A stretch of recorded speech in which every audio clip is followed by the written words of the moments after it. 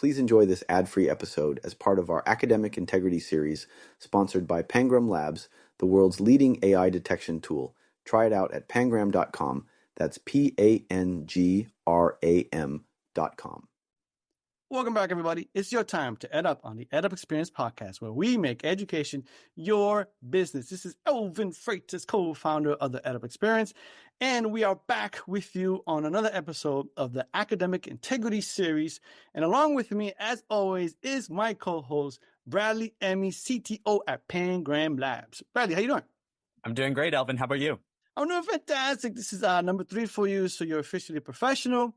So you asked the great questions. Now we all know that you're the smart one, obviously. And so we're going to get That's going not true at all, Elvin. Come on. So we're going to get going with our guest today. He is Dr. Robert Prickett, and he's professor and dean of the College of Arts and Sciences at Gardner-Webb University. Robert, how you doing? Great to be here. Thanks so much for having me. Absolutely. Well, thanks for being here. We appreciate it. So tell us a little bit about what you do and how do you do it? Sure. So Gardner-Webb University, as many of your listeners will probably not know, is a small private liberal arts college, higher ed focused. We're historically Baptist. We are in the foothills of Western North Carolina. So we like to believe we are centrally located. We are an hour from Charlotte, Asheville, and Greenville, South Carolina. In other words, I'm looking out my window of my office right now, and I can see the mountains out in the distance, but we are in the foothills. Right. We have Gardner-Webb is about 3,200 students, undergrad and grad, all the way through doctoral programs in divinity and education. So that's kind of who we are. My gig is I'm College of Arts and Science Dean. There are 11 departments in the College of Arts and Science, largely the undergrad population. Of course, we hit all the gen ed stuff, but the 11 departments range from fine arts to STEM to social science, humanities, as well as a couple professionals. Some of the unique programs we have a Department of Public Service that has a Homeland Security Administration degree, as well as a master's in public administration. So we kind of do the gamut from, music and theater and art all the way to Homeland Security. Nice. Wow. So how long have you been there? So I am year 2 here. Okay. So I am, as we were talking about earlier off mic, I was the new guy up until very recently. And then we had an assistant provost come in and take me out as the new guy. So you came in at a crazy time in education. I mean, I was going to say, I have been around for 20 years in higher ed at various institutions prior to this. But yes, it is definitely, as I have been saying, what is it? The Irish curse. May you live in interesting times, right? And here we are. Yeah. Totally. And a shout out to Greg Pilar, who introduced us. That's right. Greg, big supporter of the Ed Up Experience. So Greg, thanks so much for connecting us. All right. So here's the question that we're going to ask everyone. So question is, Robert, how do you define academic integrity? For me and from my background, and I guess I should preference the professor part of me is English ed. So I kind of had, my feet in both the English world and the education world. And so for me, it very much comes down to kind of the very much simplistic. We at Gardner-Webb are very much looking at trying to do kind of whole world, right? I think the whole world, whole person, whole student, kind of taking that broader kind of view. And I think we kind of view that in terms, and that how focuses how we look at academic integrity too. So we really see it as, we want our motto is for God and humanity here at Gardner-Webb. And we really do see that as kind of an interpretation for the whole student as well. And so for us, academic integrity really kind of takes the expanse, right? It really is it's not just cheating on that test, right? We have an honor code, students sign it. But we really view it as kind of a learning experience moment. And so we view academic integrity as that kind of less gotcha and more that kind of teachable moment. At least that's what we hope to do, right? And so for me, academic integrity is that idea that you are going to bring forth your best, your responsibility. You're going to accept that responsibility in whatever form it comes. That's a great answer. I mean, I think like it's really interesting too, because I think being a Christian school, I mean, the way that you talk about academic integrity definitely sounds a lot like kind of like the teachings of the faith and like, living a good, virtuous life. Like Right. when you teach your students about academic integrity, do you kind of draw a connection there? And like, what do you see that connection as? So we do. So we are, even though we are historically Baptist, we are still a Christian higher ed school, and so our students truly, they have requirements of going to Dimensions, which is kind of our worship time and spiritual learning time, and it is not uncommon for our professors to bring those kind of together in whatever context they're talking about. So our students recognize who we are. They're coming here fully aware of who we are, and truly are seeking that kind of whole experience. Again, because my background is education, while I never, ever, ever, I was a high school English teacher before I got into higher ed, and I could never, handle the middle school. I had my rotation in the middle school. Middle school was not for me. And in fact, I have a middle school son. If anyone, we're trying times right now. Middle school is not for me. I need high schoolers.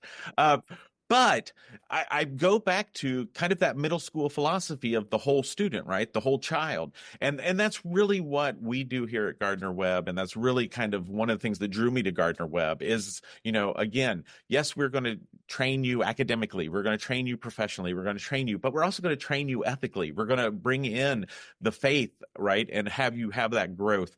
And so all of that is really truly intertwined in all we do.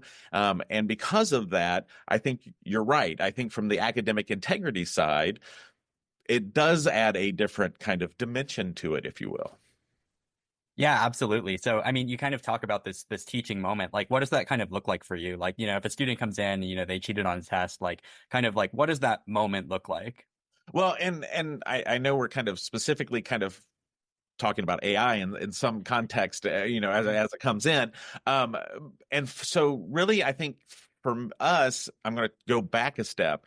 Our Center for Teaching and Learning, ever since AI has become the conversation for the last year plus, right, in higher ed, our Center for Teaching and Learning started out from the very beginning talking about ways to not only incorporate AI, but ways to bring it in and recognize it. So from the faculty side, from the very beginning, we were not talking about AI as, we must police. There's a component of that we've talked about, right? But it was very much also, okay, this is a tool. How are you going to use that tool? And with the English background in me, right, it's that kind of, we've started having conversations with our Writing 101 professors, talking about that kind of component of, all right, so how do we process this within these kind of classes, right? Recognizing that, our students are using Grammarly like nobody's business, right? Our students are using ChatGPT like nobody's, right? It would be a falsehood, a veil of ignorance, right? If we weren't saying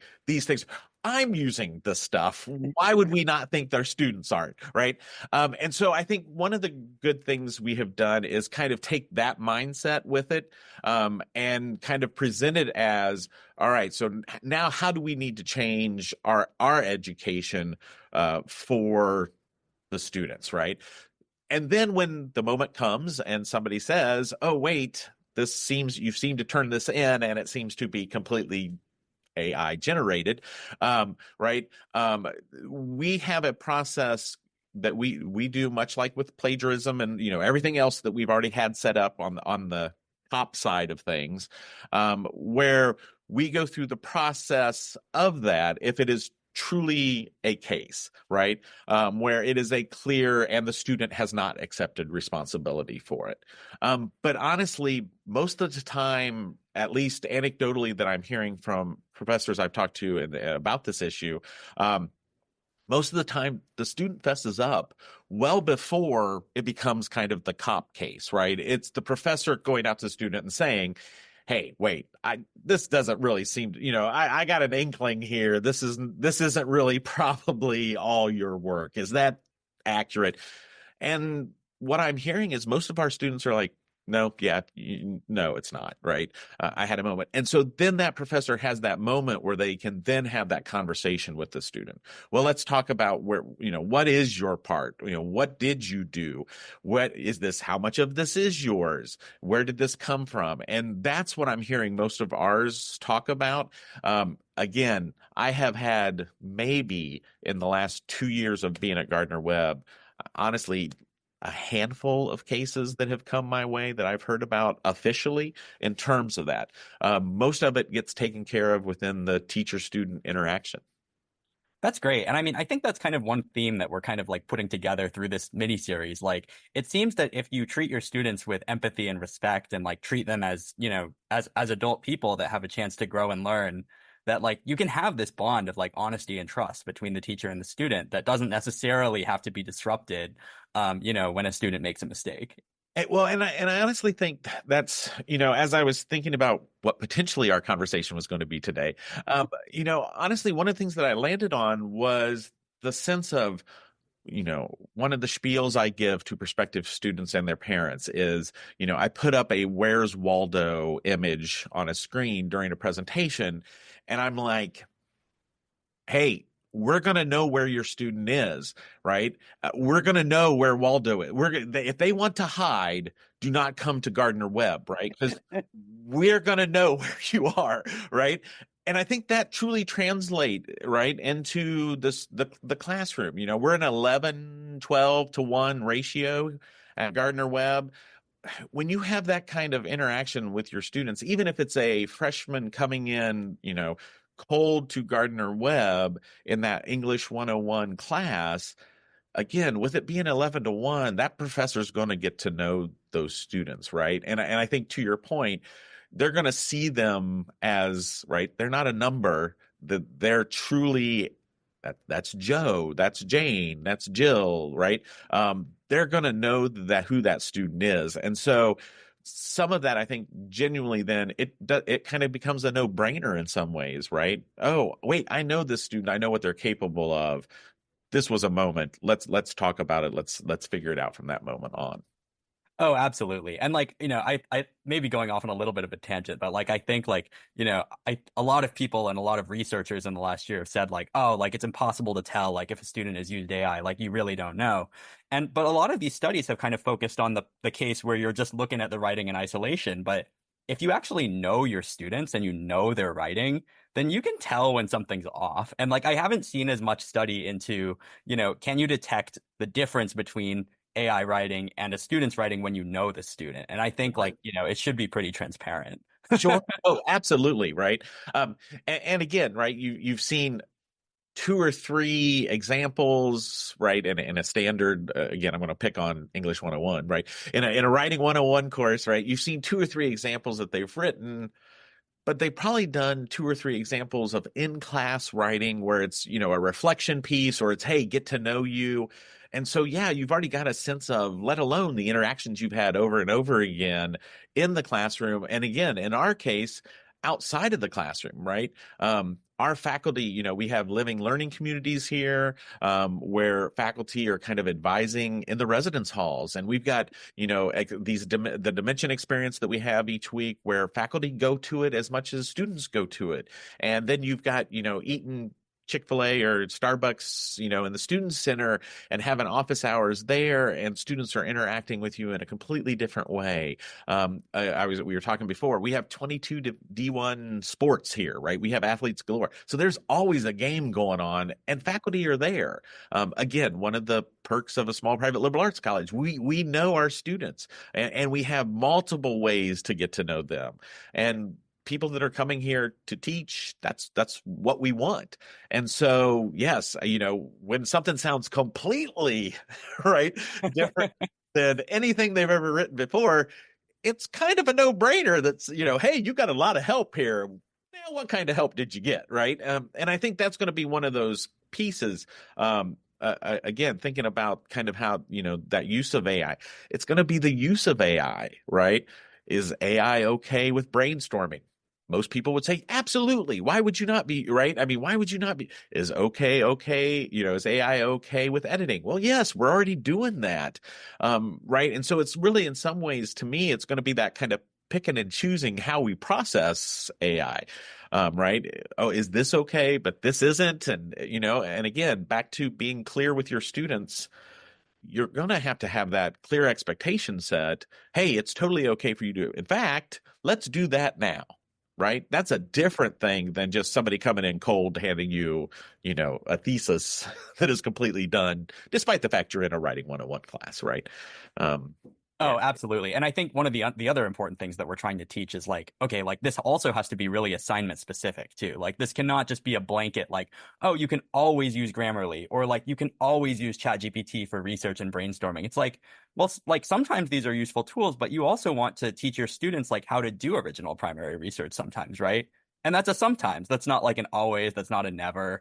And so like, yeah, I think as kind of this topic evolves, like I think we're going to see much more nuance in just the way that people are approaching this. Well, and I remember back, when I was teaching high school, one of the things that we had talked about was we, instead of a research paper, we did an I paper, and the idea was it was okay to put I in your paper, so you could write, I went to the library, and so it became almost an Uber process, but like almost a meta process paper where they still had to do research, but we were encouraging them to kind of take some of the severity out of, right? The oh my goodness, I have to go research and I can never use I, even though I'm the one who's right. I mean, in some ways, I'm kind of back there again thinking about, well, one way is, right, if we're going to be focused on process, then we have to go back to this kind of concept of, no, it's okay for you to be present in this paper and to use those I statements throughout your paper, right? And I mean, I think there's all sorts of ways. Now, also, my research area is graphic novels and adolescent literature, right? So again, when AI was first coming out and I never had to worry about plagiarism because all of my assignments were, hey, you're going to write a scholarly work on, this graphic novel. Well, there's 3 of them out there. So they were going to have to make that, educational, higher thinking, critical jump anyway, because they were going to have to go get something about the Scarlet Letter and then make the jump, right? It wasn't like they were pulling research out of this graphic novel. There wasn't just that much of it. And I think that's going to be the other piece, right? Is not only is it going to be personally kind of specific, I think you're going to have to get, kind of specific in that kind of personalized assignment, kind of where, again, now, again, I'm confident in Claude, and I'm sure Claude can write me a great piece about graphic novels, right? But again, right, how do we make it personalized and specific? I mean, to me, that's where it's going to be that kind of piece. Yeah, I want to jump in real quick because I'm so curious to know.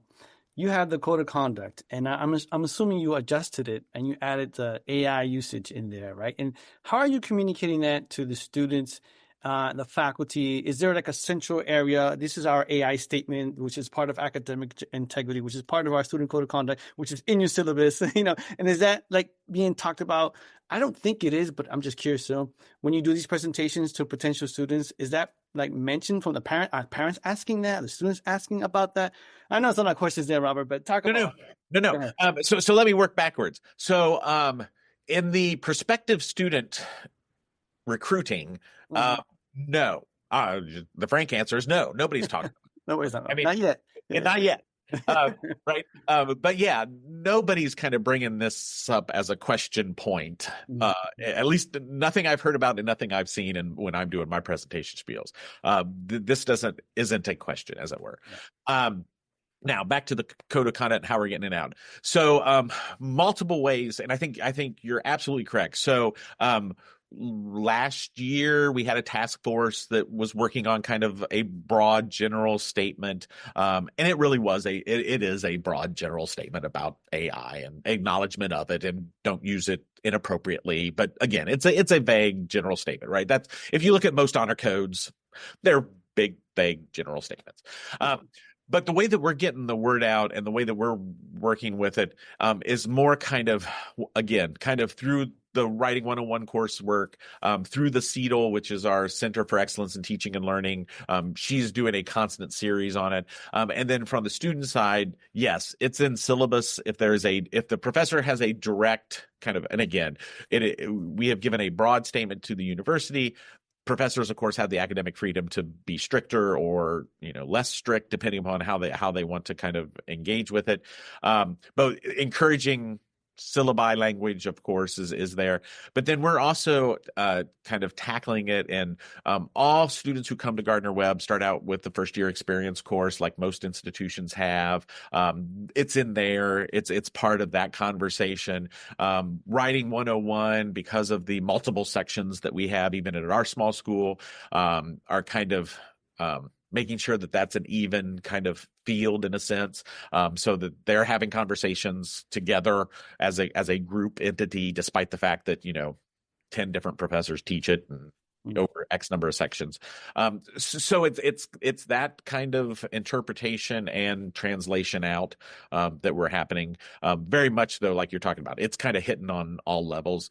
And again, depending upon what world you're standing in, right, you're going to have very different views of it. In fact, I was talking to a colleague who wasn't at this institution, who's a colleague from a past institution that I was at. And she was in a meeting where they were having a course that was a similar kind of critical thinking course, kind of like a Writing 101 course. And she had sat through an entire meeting that was basically, AI is bad. We're gonna stop it. We're gonna stop it. And here's how. Right? I mean, it was that kind of thing. And it was just like, as she was telling this to me, like, I was just like, the horse has left the barn, right? I mean, this is no, there was no like, we're going to stop it, right? This is, I mean, in my head, in my world, we're closer to Terminator than we are to, the other. I mean, what are you talking about? This is going to be, we're going to stop this, No, you're not going to stop. There is nothing that I have seen anywhere, right, that is going to say, yes, you're going to stop this in any sort of way. But again, right, it's that kind of, there is that mentality. And luckily we're kind of, I think we're kind of centrist to the other way, which is, truly, yes, it's all out there. But, I had a conversation with one of my computer science professors who, of course, is like, no, I spend hours every night catching up, trying to stay abreast in some ways with what's going on, so that I can have my students know, here's all of the different options you need to know about. And hey, and they're going out and just playing with stuff, coming back and reporting it to me, because we've got to stay abreast with it, right? So I think you're kind of, again, depending on what world you're sitting in, we want our professors to have that leeway. So again, if I think we'll have conversations if you're over here trying to stop AI. But if you're kind of seeing it as, here's where we are, here's the tools, but more importantly, here's what our students need to know, right? Because again, they're using it now, and it would be false to say they're not, right? When I think of the people that are like trying to stop AI, I think of the people like in the wildfires that are like in their backyard with the garden hose, like trying to put out the fire, like when it's like all engulfing and around them and like burning everything down. It's like exactly 99% of students are already using ChatGPT. Like it's unstoppable. Like this is just the new reality. Exactly. Well, and again, just for kicks and giggles, right? Before this meeting, I was like, hey, I wonder what ChatGPT has to say. I wonder what Claude has to say. I wonder what Copilot has to say. I mean, again, this is me playing with it for 10 seconds, right? And yet at the same time, how would you not, right? I mean, again, you pull up to Bojangles, you're not talking to a human anymore. You're talking to the AI who's taking your order so that the human can do the other stuff, right? So, yeah, so I agree. Yeah, it seems kind of not only ill-advised, but impossible at this point to kind of have that mindset, right? Especially for the students coming in. Of course. I mean, I think kind of going back to your Writing 101 class, right? Like you wouldn't just like, just also on the other hand, you wouldn't just be like, okay, you can use ChatGPT for everything in this class, like write all your assignments. So like, kind of like, where does that balance lie in Writing 101? Like, how are students using ChatGPT or, other AI tools in Writing 101 to support their learning rather than kind of harm it? Well, and I think not even I would argue not even in just the writing 101, right? Of course. You know, the examples that I'm hearing and the examples I'm seeing, you know, it's brainstorming, it's truly editing, right? Here's my paragraph. I wrote this paragraph. How can I make this better? Right. It's, hey, I've got this topic prompt. I'm interested in this. What are some possibilities? And we're seeing some faculty who are doing that in class, right? Because I think one of the easiest shifts that we're seeing, and again, right, easiest for the faculty member to kind of process themselves is truly just switching to kind of a more process focused creation model, right? So it is that, hey, we're going to brainstorm in class. Well, we were already kind of brainstorming in class, you know, in most, you know, poli-sci, social science, you know, doing those kind of, hey, you've got a research topic, let's brainstorm some possible questions, right? We were already doing that in class, right? Professors were already doing that in class. The added difference now is, you know, it's this, in some ways, it's the same added difference of, you know, well, before the internet, you went to the library to do this, and then you went you had an internet. Now you're in a computer lab and you're still brainstorming, right? Now you're just doing it with a different tool of AI, right? And so that seems to be kind of the one that I'm seeing as kind of the easy, low hanging piece, right? Hey, we're going to brainstorm the beginning. Okay, now show me that you've done this, right? Citation then becomes a piece. Back to kind of my reference to kind of an I paper, right? Students or professors are now kind of saying that whole, all right, now you're going to cite what part of this you did and what part AI did, right? Okay, so you took this, well, then you cite Claude in your works cited, right? Because you used it and you cite it like any other source in some ways. Then I think it's that kind of core piece, though, where faculty are focused, right? And it's that core piece of, okay, you had a list of 20 questions that you brainstormed with AI. Now you have 20 questions. Which one are you going to focus on? All right, now show me that you went and did the research. Now show me that you did that process. All right, now show me that you came up with a thesis, right? Okay, now show me that you've got your okay, you got a thesis, you got your research. All right, show me that stuff. All right, now write your paper. All right, now you're going to go give that to Grammarly to edit and make it sound better, right? And in some ways, I heard an interesting conversation the other day, and you know, talking about equity and the aspect of equity that comes into play. Because if you can afford full ChatGPT, you got different dynamics than if you have just freebie ChatGPT, right?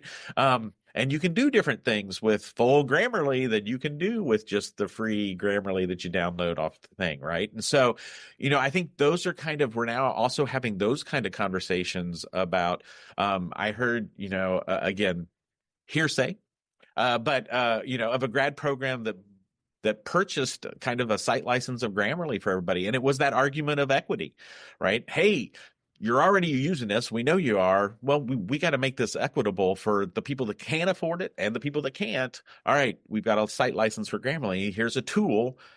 Now use this, right? Because it's going to be, again, my vision of the future, right, is going to be, it's going to be how people use that stuff, and be able to use it. It's going to be regardless of field, you know, we're all writing something. Okay, well, you no longer have to all be English majors to write in that capacity, right? And so, but they still got to know how to use that tool, right? It still takes me 3 or 4 times talking to Claude to get me something I like out the other end. But again, the more you do that, the better you get, right? And so I think it's those kind of components that are coming into play too. It's that process piece, it's that equity piece, and I think that's what faculty are starting to look at and just kind of acknowledge, hey, Snow students, you tell us when you did it and when you don't. Yeah, absolutely. And that's kind of the most important thing, that we're like kind of looking at the process, and we want to see that there was critical thinking applied like at each step of the process. Like there's this like trend going around AI Twitter right now on like vibe coding, which is like when you just ask the AI like to code something for you and you don't even look at it, you just like throw it in and like just see what happens.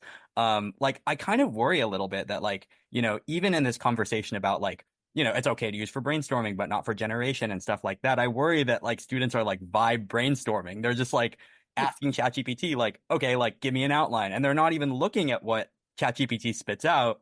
and they're just like, kind of just vibing. Like they're just like Oh, saying like, oh, like, this is what ChatGPT said, it must be correct. When in fact, AI can hallucinate. Like AI doesn't always give you what you want. Like we right, have to teach students like, okay, like, Claude's not going to give you the right thing on the first time, like all the right, time. Like, so right. you have to apply some thinking, like after it gives you the first time and actually be critical of the AI. Like the AI is not necessarily just a silver bullet for every problem that you ask it.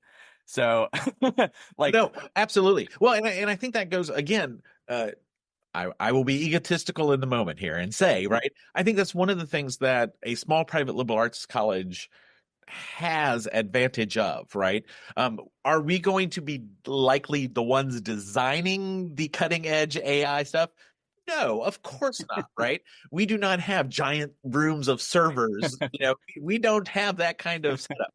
Um, but I think it's the whole student humanity, critical thinking, creativity, right? It's those things that the liberal arts for years have been, and again, debatable on how well we've done it, but have been saying this is what a great liberal arts education will get you, is the fact that, right, you're going to have those critical thinking skills. You're going to have that creativity component where you can look at something and go, ooh, wait a minute. Not only critically am I thinking this isn't right, right? There is no voice in this thing, and I need to have a voice in this thing, right? I mean, the most editing I do, if there is something where I just, hey, I need something, right? I got 10 seconds. I'm going to throw something into Claude, see what it kicks out just as a starting point, right? There is yet to be a time where I haven't then, even if I take it, copy it, put it in a document, that I don't spend, another 5 minutes sitting there going, oh, this so doesn't sound like me, and this is not the way I would be doing this, and I need to change this and that, and that kind of stuff. That happens all the time, right? And I think, apologies for my phone, I didn't shut that off. But that's the piece, right? And I think that's the piece that the liberal arts education tends to do and has been doing for years, right? Is that kind of, again, whole student critical thinking, creativity, human experience, right? That's the stuff we value. And yeah, exactly to your point, you can pump in, right? Give me a political theory that matches, right? And it's going to shoot something out. But yeah, you're going to have to sit there and say, wait a minute now, does this really match what I've learned? Does this really fit what I'm trying to argue on the other end? And I think that's where, again, that human factor comes in, right? Yeah. This has been Robert, amazing conversation, and it stinks that we got to wrap it up. But I got to ask Bradley if he has any more questions before I ask the last two. No, yeah. Yeah, good. Okay, cool. Robert, last two questions. Did we miss anything during the conversation that you wanted to talk about? Anything coming up? Anything you want to talk about? Gardner-Webb? Anything that you're doing? If you want to talk about that, go for it. And then the last question, and you mentioned this a little bit, but we love to know, what do you see as the future of academic integrity? No, it's always nice for us small private liberal arts colleges to be on a map anywhere. So no, just Gardner-Webb University, look us up. In terms of academic integrity, I think it's kind of what we've been. I think it's kind of what we've been talking about. I think the process is, and I think it will continue to be on the faculty side, looking at it from, and I hope it goes towards the learning part, right? This is a learning moment, right? If we are true educators, we believe every moment is a learning moment. So how's it different when we find a student who has turned in, Claude's version of a paper? It should be an educational moment, right? Otherwise, that's again, it's not that high stakes in terms of that. In terms of academic integrity, I think it is going to, and I think that trajectory goes, again, back to the humanist in me, right? It's that human factor, and it's that integration of, again, virtue, character, responsibility, and respect. And I think if we treat students that way, if we act that way ourselves, right? That seems to be, I think, the way we need to go, especially in this especially dealing with, right, the AI components. I think the humanity part has to be there, and the virtuous humanity part has to be there. Yeah, no, absolutely. Again, fantastic conversation, Robert. Thank you so very much. Thank you. First, I want to thank my co-hosts with the most, Bradley M.E., CTO at Thanks so much for Gardner-Webb. having me on, Elvin. Yeah, thank you, Bradley. Awesome as always. And I want to outro you, our guest today, Dr. Robert Prickett, Professor and Dean of the College of Arts and Sciences at Gardner-Webb University. Thank you so much again, Robert. Thank you. It was great. Had a lot of fun. Awesome. Ladies and gentlemen, you've just ed up. Thank you for listening. This episode is part of our Academic Integrity series, sponsored by Pangram Labs, the world's leading AI detection technology.